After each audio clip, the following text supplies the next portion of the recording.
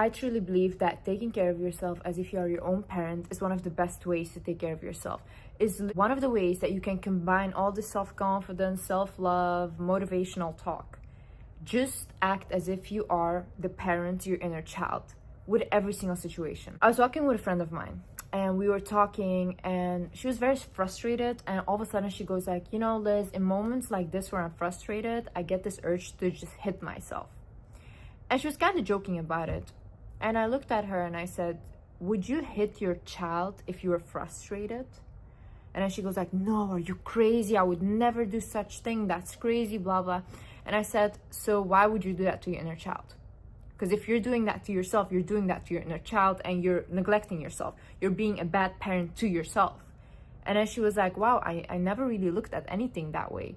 And I said, you should start doing that, because in that way you can show up for yourself in the best way possible. In this video, I will explain to you how you can do the same exact thing and in what kind of situations this can really save you. Want to start the new year with new habits? Then maybe you should consider therapy.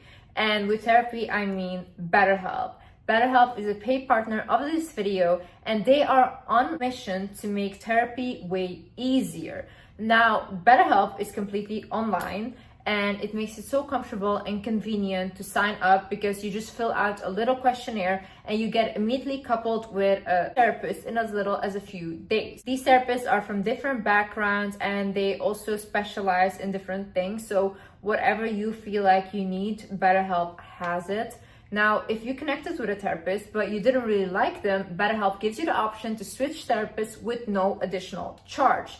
And in real life, that wouldn't really happen. You can schedule video, phone, or message-based sessions, whatever you feel most comfortable with. Start fresh any day of the year with BetterHelp. Either you click the link in the description down below, or you visit betterhelp.com/wizardliz for 10% off your first month. Hi guys, my name is Liz and welcome back to my channel. Let's get into it. First things first thing is creating a routine for yourself. What do all children have in common?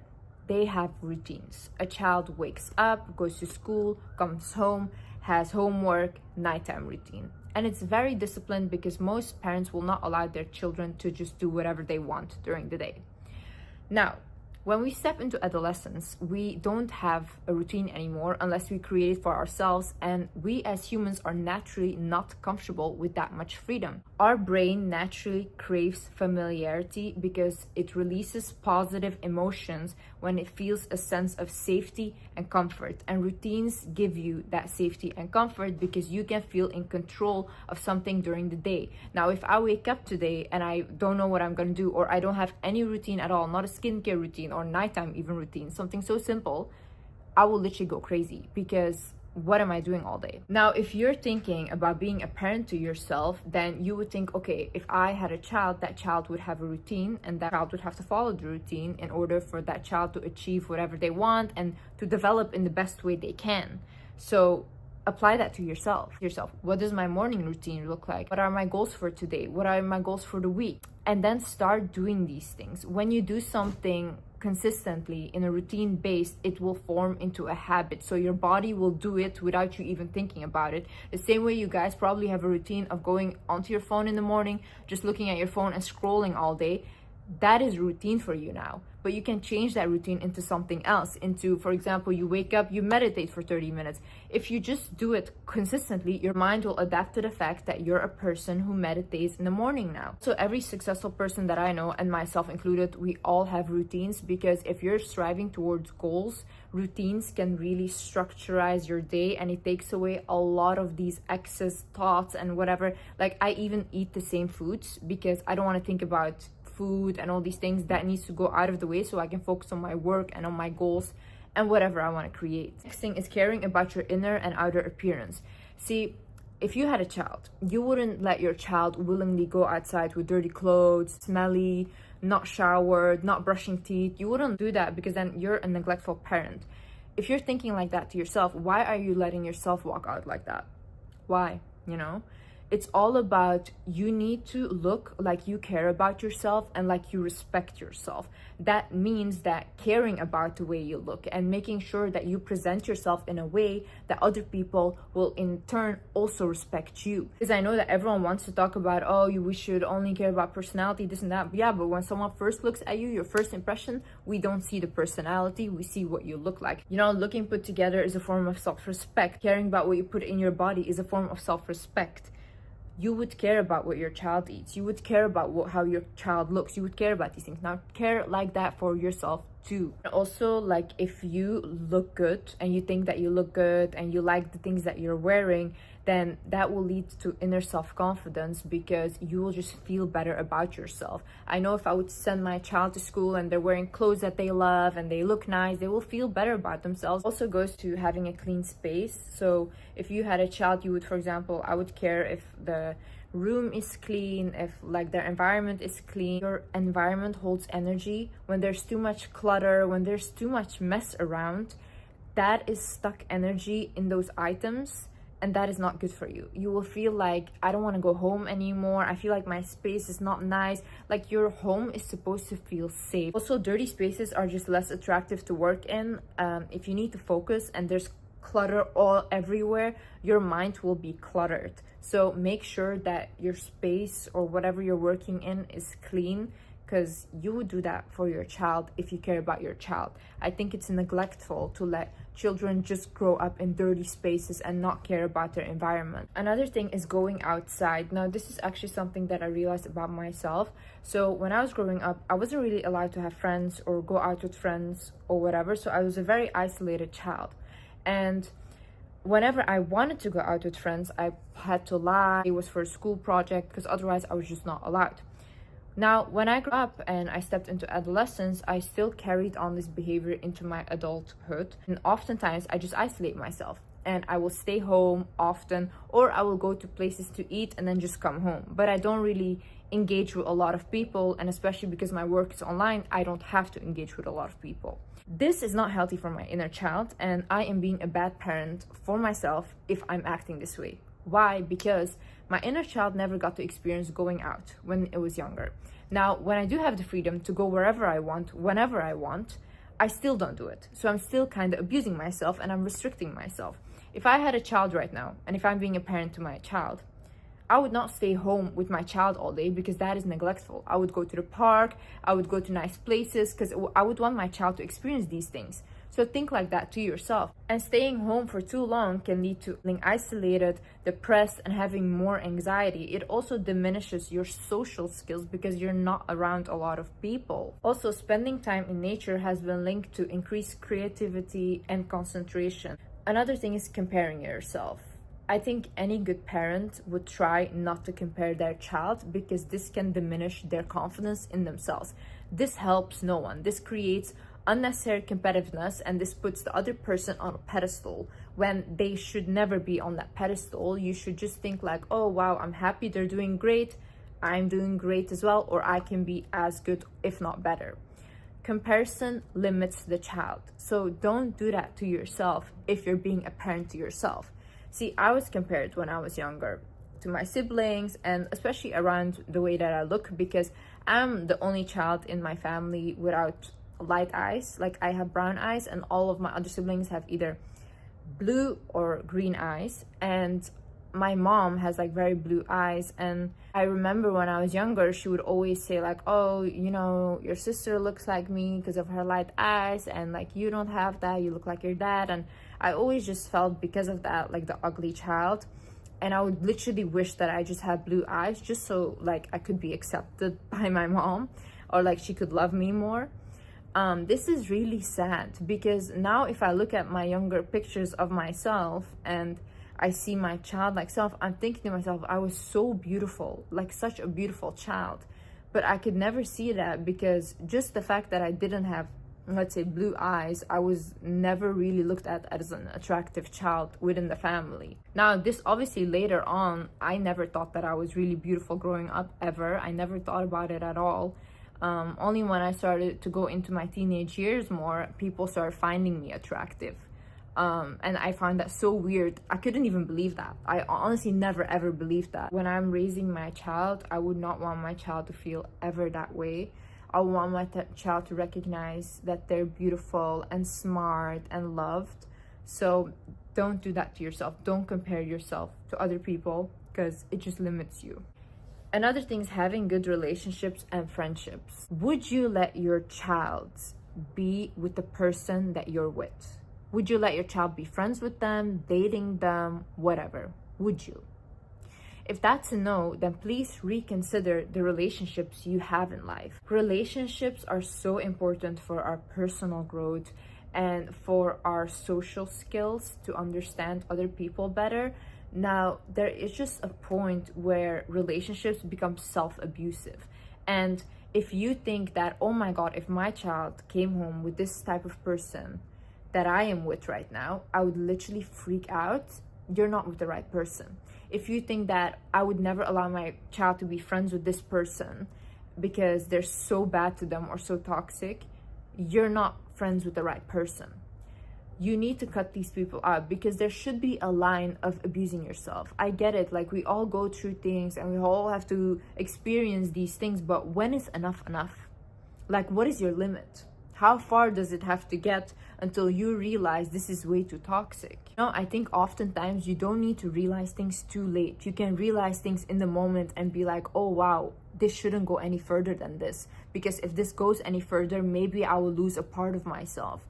Is this person worth losing yourself over? Ask yourself this. If you are whole by yourself, why give away pieces of yourself that maybe you won't easily get back anymore energetically? You go to standing up for yourself. How would you stand up for your child? Stand up for yourself in the same exact way. Remember that story that I said in my last video about the hairdresser talking about my hair and saying she would be so unhappy if she was me? If my child was sitting in that chair and my child already feels bad about their hair, I'm paying this lady for a service, and she said that to my child, I would tell her, shut up, don't talk to my child that way, and I would leave the salon. I would stand up for my child immediately. Now, in that moment, I should have done exactly the same thing for myself. You see, if you are getting bullied, if someone is being rude to you at work, how would you react if someone was doing that to your child? How would you react? Because if my child was being bullied in school, best believe that the principal, all these people would not have the best day of their life when I come to school. I would stand up for them in that way. So stand up in that way for yourself. When you stand up for yourself, you show people that they cannot take advantage of you. You show them where your boundaries are. Because oftentimes in life, people will try to test you and test your limits. Now, if you let them go too far, for them, you're already limitless and they don't respect you. But if you have other people that whenever you say something to them and they immediately clock you for it and they're like, don't speak to me like that, don't say that, or why would you say something like that? And you put them in an uncomfortable position, now they will think twice to do that again. They won't. But imagine you're already in a position now where you have let things slide too much and you think like, oh my God, how do I establish boundaries now? You still can do that. You can literally start from today and be like, this is the last time you will talk to me like that. And whenever they do talk to you like that, you put in the action. See, this is the issue. Most of us, we just talk. We just say things, I'm gonna do this, and you threaten, but you never actually do anything. Put in the action, not the words anymore. So whenever someone says there's something disrespectful for you, okay, I'm gone, bye, and you leave. Unless there's full remorse, you do not go there again. Because these people have not respected you in the past, they will not respect you again. You show people how they treat you. They treat you exactly how you show them that they're allowed to treat you. Another thing is positive self-talk. Positive self-talk can boost your self-confidence and it can signal to your brain that you think that you're worthy of hearing nice and kind words. It also signals to your brain that you are worthy of receiving respect. So in this case, you will also be much more likely to receive respect from others and be okay with that. You see, if you were a parent to your child and to your inner child, you would speak kindly to your child, right? Like I would tell my child, it's smart, it's beautiful, it's the most amazing thing I've seen in the world. And I would really boost them up like that. Now you have to do the same thing for yourself as well. If you notice people that are not able to talk kindly to themselves, they're also not able to receive things from others. They're very awkward with nice words or compliments, or they try to avoid it as much as they can. Now this leads to a lack of self-confidence, because a confident person is able to receive compliments and say thank you so much. That's it. Now someone that is not that confident will dismiss them and say, oh no, I'm not that great, oh no, this is not. No, you don't want your child to be like that, right? When they get a compliment from, let's say, the teacher, and they say, no teacher, I'm not that smart. No, I want my child to be like, thank you so much. Also, the positive self-talk will combat your negative self-talk, because our brain tends to be negative first. So what you have to do is reverse it. You can train your brain, hypnotize it actually, into believing something else. For example, I used to always say the affirmation, God wants me to win. God wants me to succeed. I swear I believe this 100%, and my life is literally like this now, like magical almost, because I genuinely believe that anything that happens in my life is for my greater good. I think that if it doesn't happen in the way that I want, God has a better plan for me, and if it happens, then I think, yay, God wants me to succeed, like God is rooting for me. That's truly what I believe. So because I wired my brain like that, I have situations that act like that. Now, when I was younger, I used to heavily believe that everything is evil eye, and oh my God, like I'm getting so much evil eye. I was giving myself the evil eye, okay? Because I was constantly creating more and more situations that signified that that was evil eye, because my brain was creating my environment. So instead, I started thinking, God is protecting me and God wants me to win. Now my life looks like that. You know, I saw one quote from Oscar Wilde, and it was, to love oneself is the beginning of a lifelong romance. And it's so true. When you pour into yourself, God really rewards you. It's almost magical. I cannot describe it. I really noticed that the more I invest in myself, the more I do things to take care of myself, the better my life gets. And I noticed that when I start neglecting myself and not really take care anymore, and I don't really pour into myself as much, and I start pouring into other people more, my life starts to go downhill. So there is really something about giving yourself the energy that you need to then give it to others as well. But first, water yourself. And one last thing is, forgive yourself. Imagine you had a child right now and the child had made a mistake. Would you hold your child to that mistake for the rest of their lives and you'd be like, oh my God, remember when you did this? No, you wouldn't. If your child showed remorse and then they understand why it's wrong and they don't do it again, then you would want them to move on, right? Do the same thing for yourself. I one time had this DM from this woman. She was like 35 or something. She had children now, everything. She DM'd me and she said, Liz, yeah, you know, I love your videos, but it's so hard because I can't forgive myself because I used to be a high school bully. And I'm thinking to myself, like, you're 35 now, you already understand that what you did is wrong and you feel so bad about it still years later. It's okay for you to move on now. You don't have to hold yourself to the same person you were like 10 years ago. You literally changed. You know, one thing you can maybe do is, if you feel so bad about it, reach out to the people you bullied and be like, hey, I'm so sorry for doing that at the time, and apologize. But what else can you do? At some point, you move on from these things, and that's it. Also, one thing that I did recently is I put a picture of my younger self on the background of my phone. And anytime I'm pressuring myself or I'm being hard on myself, I just look at that picture and I look into my eyes and I start to feel so bad for myself. Like, truly. I think it's a really good way to hold yourself accountable and to look at yourself and remember that whatever you're doing to your inner child. So think about any situation like that so you can make better decisions. Anyways, guys, I hope this video helped some of you guys, and I love you guys so much. And yeah, I see you in the next video. Bye bye.